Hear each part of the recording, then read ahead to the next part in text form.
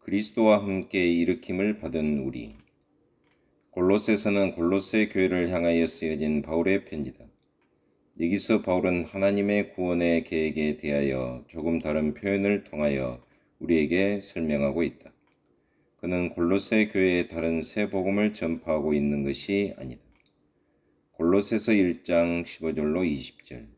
그는 보이지 아니하시는 하나님의 형상이요 모든 창조물보다 먼저 나신 자니 만물이 그에게 창조되되 하늘과 땅에서 보이는 것들과 보이지 않는 것들과 혹은 보좌들이나 주관들이나 정사들이나 권세들이나 만물이 다 그로 말미암고 그를 위하여 창조되었고 또한 그가 만물보다 먼저 계시고 만물이 그 안에 함께 섰느니라.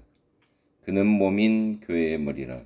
그가 근본이요 죽은 자들 가운데서 먼저 나신 자니 이는 친히 만물의 으뜸이 되려 하시며 아버지께서는 모든 충만으로 예수 안에 거하게 하시고 그의 십자가의 피로 화평을 이루사 만물 곧 땅에 있는 것들이나 하늘에 있는 것들을 그로 말미암아 자기와 화목해 되기를 기뻐하심이라. 이 장을 통하여 그리스도는 과연 하나님 아버지의 능력에 의하여 살아나신 사실을 볼 수 있다. 골로새서 2장 12절로 15절. 너희가 세례로 그리스도와 함께 장사된 바 되고 또 죽은 자들 가운데서 그를 일으키신 하나님의 역사를 믿음으로 말미암아 그 안에서 함께 일으키심을 받았느니라. 또 너희의 범죄와 육체의 무할례로 죽었던 너희를 하나님이 그와 함께 살리시고 우리에게 모든 죄를 사하시고 우리를 거스리고 우리를 대적하는 의문에 쓴 증서를 도말하시고 제하여 버리사 십자가에 못 박으시고 정사와 권세를 벗어버려 밝히 드러내시고 십자가로 승리하셨느니라. 12절은 분명히 말한다. 우리가 하나님의 역사를 믿음으로 말미암아 그리스도와 함께 일으키심을 받았다고. 아버지께서 이미 성취하신 사건이다. 13절에서는 하나님께서 그리스도를 살리시는 그 순간에 우리도 함께 살리심을 받았을 뿐만 아니라 그때 우리의 죄도 용서하셨다는 사실이다. 의로우시고 죄 없으신 예수님께서 죽으셨을 때 우리를 대적해 왔던 율법의 저주를 그가 받으시고 그 대가를 대신 지불해 주신 것이다. 이를 제거하여 버리신 것이다. 아버지께서 그의 아들을 십자가에 못 박으실 때 이 율법의 증서도 완전히 못 박아 버리신 것이다. 이 구원의 계획을 세우신 분이 바로 하나님이라는 사실을 바울은 설명하고 있는 것이다. 예수님을 죽음에서 일으키신 분은 하나님이시다. 예수님의 이름을 모든 만물 위에 뛰어난 이름으로 주신 분이 곧 하나님이시다. 그리스도의 부활을 막으려던 모든 사탄의 정사와 권세를 벗어버리게 하신 분이 하나님이시다. 죽음은 죄의 값이다. 그러므로 예수님께서 세상의 죄를 십자가상에서 짊어지셨을 때 사탄들은 그의 권능으로 예수님을 무덤 속에 영원히 가두어 두려고 온갖 노력을 다했던 것이다. 권세의 열쇠. 성경은 사탄이 사망 권세를 잡은 자라고 말한다. 그러나 예수님께서 이 권세를 깨뜨리신 것이다. 예수님께서 요한계시록 1장 18절 말씀에 곧 산자라 내가 전에 죽었었노라 볼지어다 이제 세세토록 살아있어 사망과 음부의 열쇠를 가졌노니 예수께서 이 사망과 음부의 열쇠를 사탄으로부터 빼앗으신 것이다. 이제 이 열쇠는 예수 그리스도께 속한 것이다. 그가 원하시는 자에게 이 열쇠를 주시는 것이다.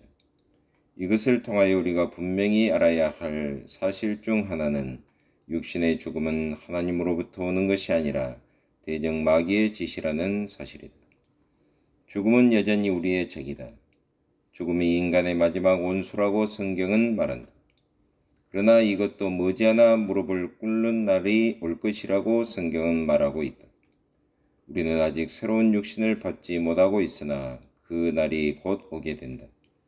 어떤 이들은 말하기를 이 땅에서 이 육신을 가지고 그대로 영원히 살게 될 것이라고 믿는다. 그러나 아무도 이것을 증명한 사람이 없다. 이 육신은 반드시 변화를 받아야 한다. 이 육신을 가지고는 영원히 살 수가 없다. 예수님께서 이 땅에 다시 오시는 그날 우리의 육신이 변화를 받을 것이라고 성경은 말하고 있다. 순식간에 우리의 몸은 영원히 살 수 있는 몸으로 변화될 것이라고 말하고 있다. 골로새서 2장 15절 말씀에 정사와 권세를 벗어버려 밝히 드러내시고 십자가로 승리하셨느니라. 바울은 에베소에서 설명한 대로 여기서도 그리스도께서 사탄의 모든 정사와 권세를 이기시고 높은 자리에 앉아 있는 사실을 설명하고 있는 것이다. 바울은 아버지의 역사가 사탄의 능력보다 능가하셨다는 사실을 설명하고 있는 것이다. 에베소서에서 보았듯이 그의 아들 예수님께서는 지금 이러한 모든 능력보다 뛰어난 아버지의 오른쪽 보좌에 앉아 계시는 것이다. 이 사실을 교회는 바로 인식하는 데 실패하고 있다. 예수 그리스도가 교회의 머리라는 사실은 알고 있으면서도 머리는 완전히 그의 몸에 의지하여 일해 간다는 사실을 모르고 있는 것이다.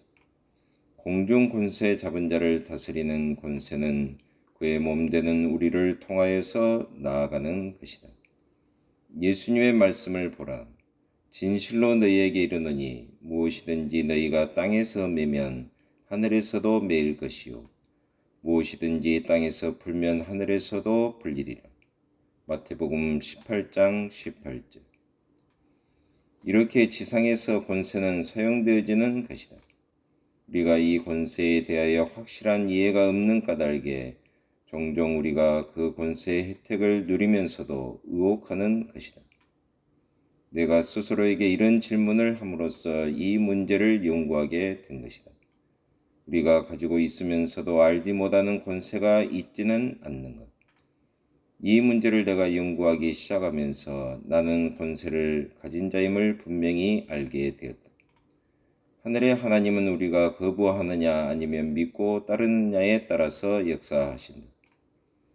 우리가 이 권세를 사용치 않음으로써 우리는 많은 문제가 일어나도록 허락하고 있는 것이다.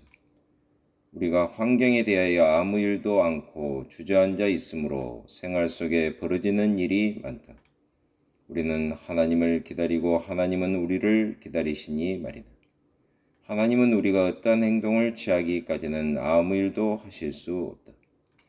그리스도께서 권능의 자리에 앉으신 사건과 우리도 그와 함께 아버지의 오른편에 앉은 자임을 모르는 그의 지체, 몸들 때문에 주님은 그의 계획을 이 땅에서 이루어 나가시는 데 많은 지장을 받고 있다. 우리가 하나님의 계획에 참여해야 할 분야가 있다. 우리는 믿음 안에서 주님과 협력하는 자가 되어야 한다.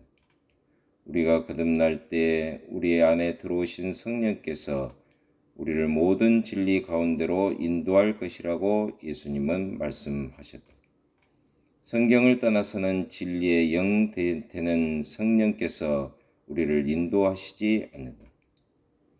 당신이 기록된 하나님의 말씀을 넘어선다면 당신은 너무 먼 곳으로 가고 있는 것이다. 말씀과 함께 머물라. 하나님의 말씀은 하나님의 영으로부터 온 것이다. 성령의 감동을 받은 옛사람들이 기록한 것이다. 하나님의 말씀은 가장 중요한 것이다. 당신은 결코 당신의 머리로 이 말씀을 이해할 수 없다. 반드시 당신의 마음, 속사람으로만 이해할 수 있다. 성령을 말씀보다 위에 두지 말라. 말씀을 먼저 두고 성령을 두 번째로 둘 때 당신은 완전한 것이다. 하나님 아버지, 오늘도 참으로 감사합니다. 오늘도 하나님과 동행하는 하루가 되게 하여 주시고 우리의 영원한 대제사장 되신 우리 주 예수 그리스도를 늘 생각하면서 승리하는 저희 모두가 되게 하여 주옵소서. 예수 그리스도의 이름으로 기도하옵나이다. 아멘.